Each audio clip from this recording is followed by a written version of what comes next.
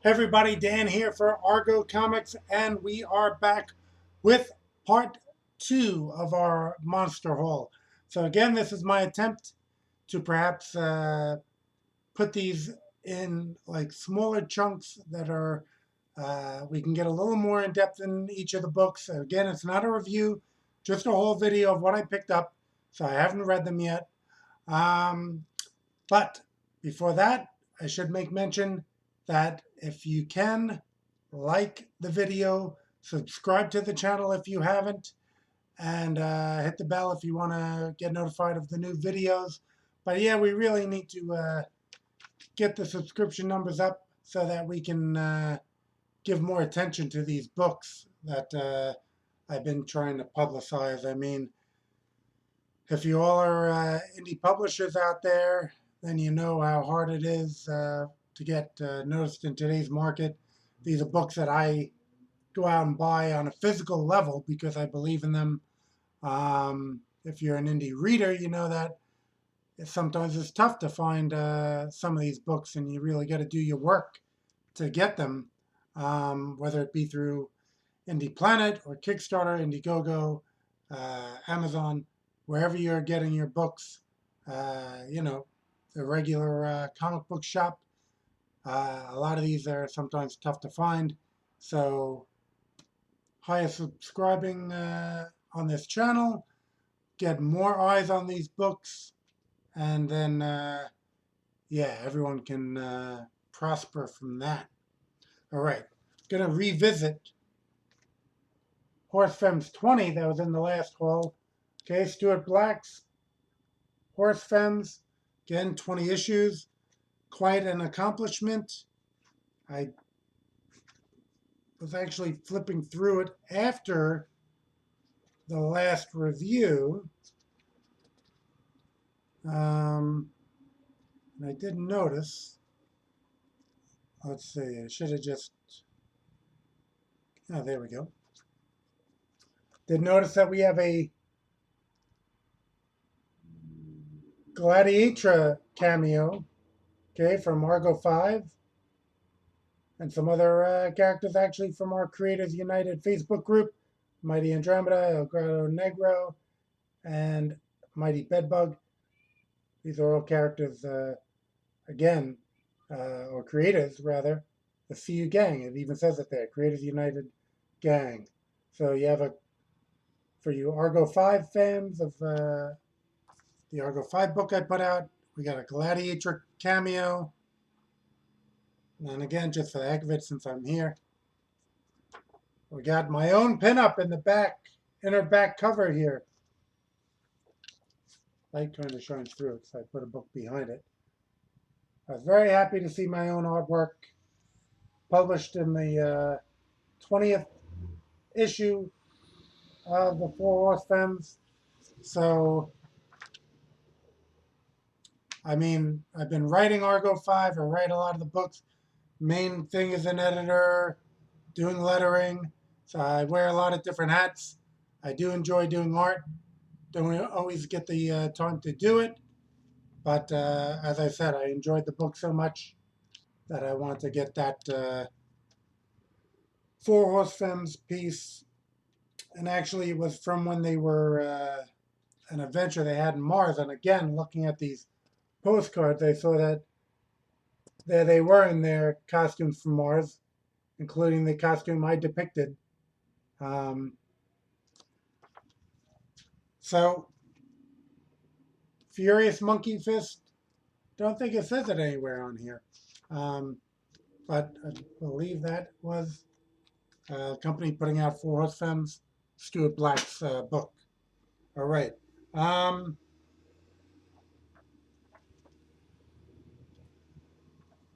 Okay, I had picked up Diversions in the past. So this is number 8. Okay. Diversions anthology book.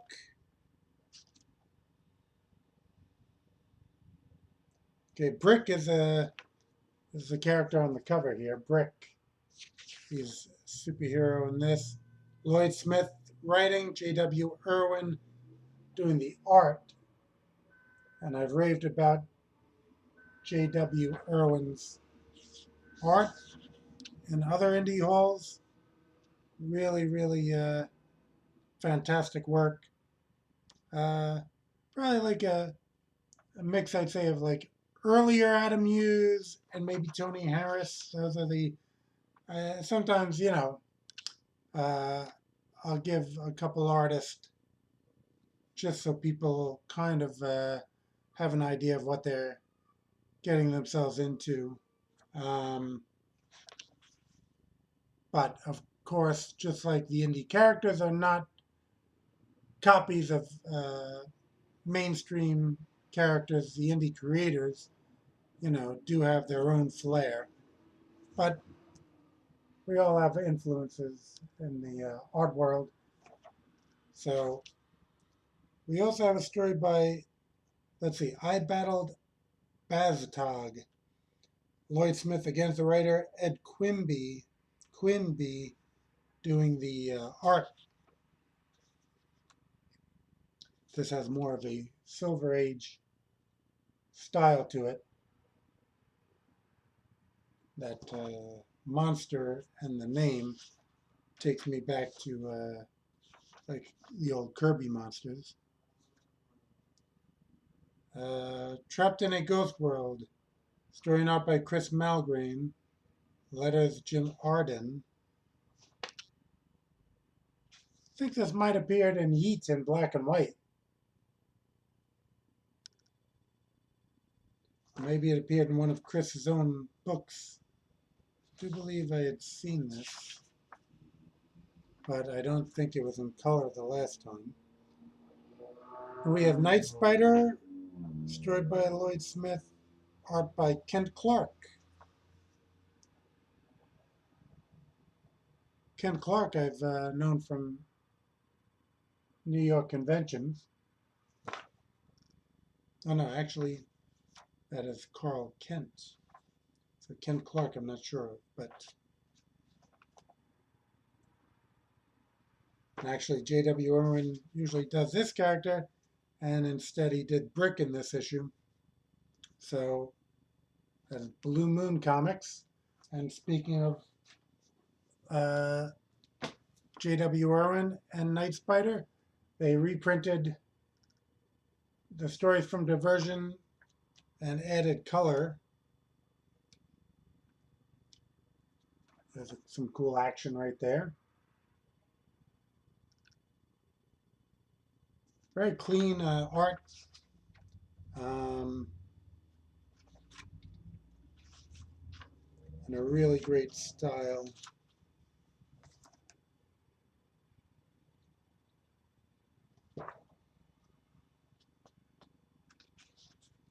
I'd say the colors, well, it is at night.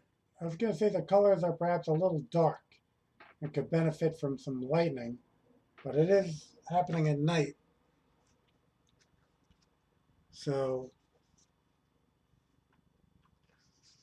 and then we even have a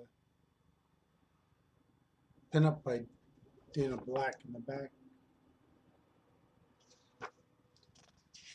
And some design work. All right. So again, Blue Moon Comics. Oops. Getting into Big Bang Comics. We'll go with Big Bang Adventures, number 15 first, since that's the longest running one. Got Ron Williams doing the art in here. Gary Carlson, longtime Big Bang creator. And Megaton, I believe, creator, doing the writing. Colors by Glenn Whitmore. And yeah, Ron, obviously, I love his work, which is why we've done a number of projects together. Still have the GWP book to come out. But I am in the process of moving, so a lot of stuff is on hold. He has a great full page shot of Ultiman, I believe it is. Um, Again, a long-running character for Big Bang. And actually, when I mentioned Megaton, because it has Megaton, the character, but it has Megaton Comics, a lot of big names got their start over there. Malibu, I believe it's some of the earlier stuff from Eric Larson and Rob Liefeld first unveiled Youngblood over there. So Gary has been around quite a long time and put out a lot of books. And uh, let's see if he's, nope, he's not. He is the editor of this next book, The Anomalies. Okay, this is number 3. Again, they have Ron Williams doing the art. This one's black and white. Still see his great style on that. And Chris Ecker's writing this. Ron Williams doing the art. Cover colors, Glenn Whitmore. Editor, Gary Carlson. So it is another book from Big Bang, Anomalies. 3 issues. I picked them all up. And here's a book. Well, actually, what was that? That was Big Bang Adventures number 15. Here's number 17 with the Whiz Kids, part 2. So there was a Big Bang Adventures Whiz Kids part 1. And that looked fantastic. I went to read it, and I had found that it had made its way into my packed stuff. So now I can't find part 1, and I'm not going to read part 2 without reading part 1. But suffice it to say that it was impressive enough just with art and production value that I was going to pick up the next one here. And I did. And here is a look at that art and production value with this massive double-page spread fight scene. Wow, great stuff. And cool character designs. This is a very talented artist, okay? And if you're like a George Press style artist, you can handle this. You just have to be a little careful, you indie creators. If you don't have an artist of this patience and detail level, doing that panel to panel is going to be a nightmare. But if you do have someone who's detail oriented like this, if you have an artist who's like that, then by all means, it's an impressive outing to have a character like that in the book. And again, it looks great. When I unpack, this will move up towards the top of my reading list. Very interested. One of my main jobs after I move would just be get everything organized. Usually I go the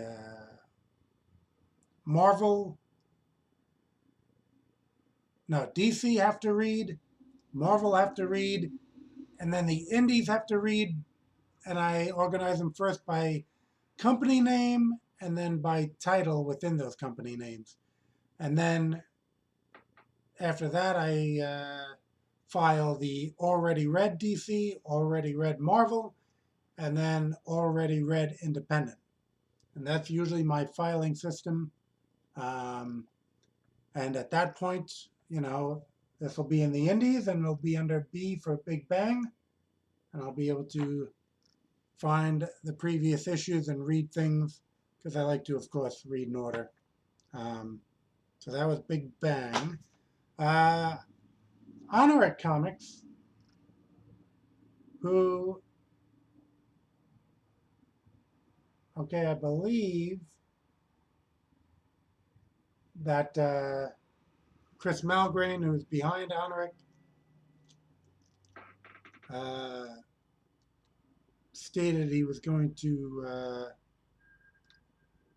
I believe, roll it over into Advent Comics. For that, well, they had been doing some stuff with Red Anvil as well, because this is supposed to be the end of the Formidables. Uh, there was a little announcement that it'll continue in Tales of Formidables, so I'm not sure how that works. But Chris has a great art style, reminiscent of, for me, John Byrne. And let's see, don't want to be too spoilery. Uh, what is a good thing to show you? I don't know. I'll just show these two pages. Really, really great work by Chris. Um, he had been doing a lot of reprint of public domain stuff as well. So he put out a good number of books because of that. Um, and he's provided art for stuff like Heroes of the Golden Age. It's kind of like a handbook of the public domain characters. So we'll have to see where the Formidables pop up next. This is number 8. I've collected the entire series. Stingblade from Pen Mammoth. Okay, this I believe, was that at Indie Planet? I think I saw this. I think so. Seems like very interesting. Very cool cover, right? Running down the building. I don't know if this armor gives her speed. Guess the origin is tied into being a track athlete. As I said, this is a haul video, so I haven't read the book.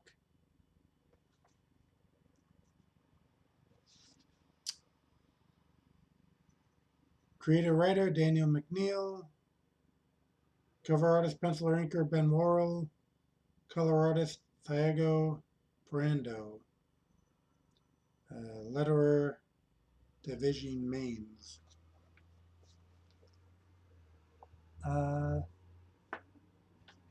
Yeah, well, that's, like I said, looked like a good book. I don't want to spoil anything, but just always like to give you a look at the inside art. So you know, it's the same cover artist and interior artist on this one, so you know what you're getting from the cover. All right. I ordered a few books, again from Indie Planet. This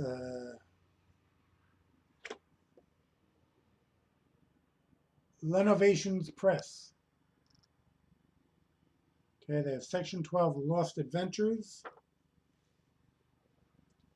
This is Lost Adventures number 1.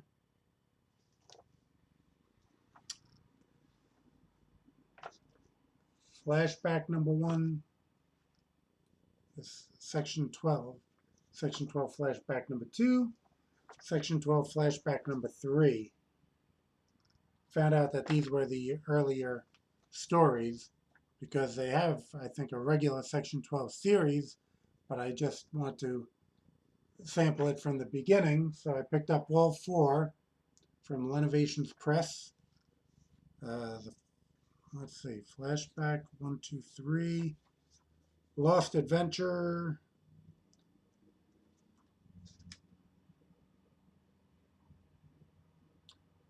Story Colors Lettering, Len Mihalovich, and Pencils and Inks by Phil Miller. Front cover, Phil Miller, Michael Keller. Uh,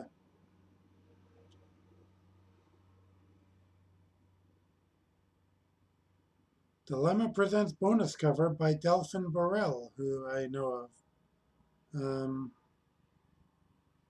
Delphin's a great guy, a friend of mine. So, but I don't think I have that. I don't know. I don't think that's this cover. Nope, I have the Phil Miller cover. So there's obviously another cover by Delphin. And here is a look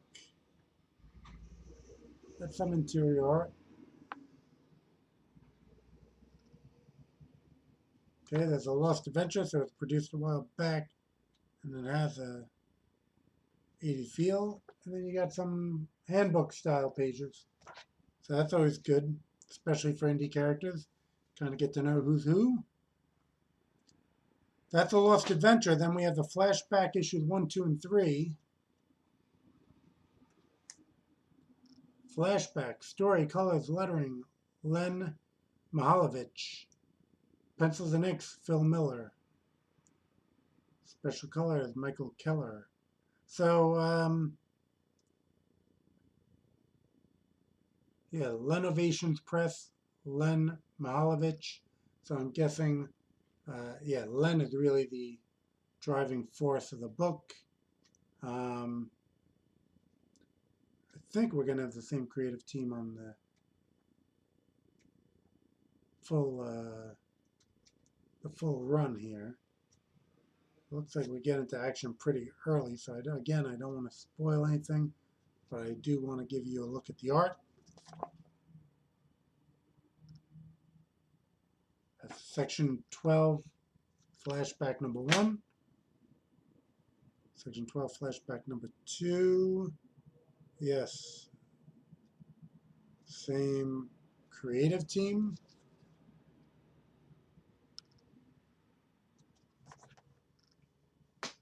And number 3.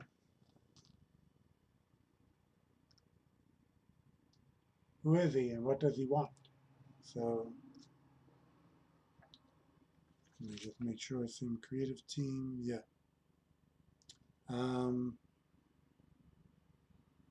Except we have coloring assistant Lawrence Guerrero. Let's see if I have any. He has a little more of an action type thing to show you. Wonder Pro. It's a good original name, Wonder Pro. Like it. Liking it. Let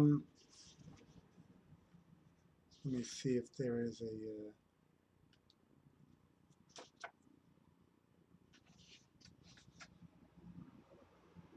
No, we got a little pen up here by Ron Friends for everyone who's a fan of Ron Friends. So, okay. So again, we kept this a little shorter now. We'll come back. We'll do more indie books, but I think we saw a lot of great books on this one. So, yeah. Like the video, subscribe to the channel, and I'll come back with more indie books to show you sooner than later.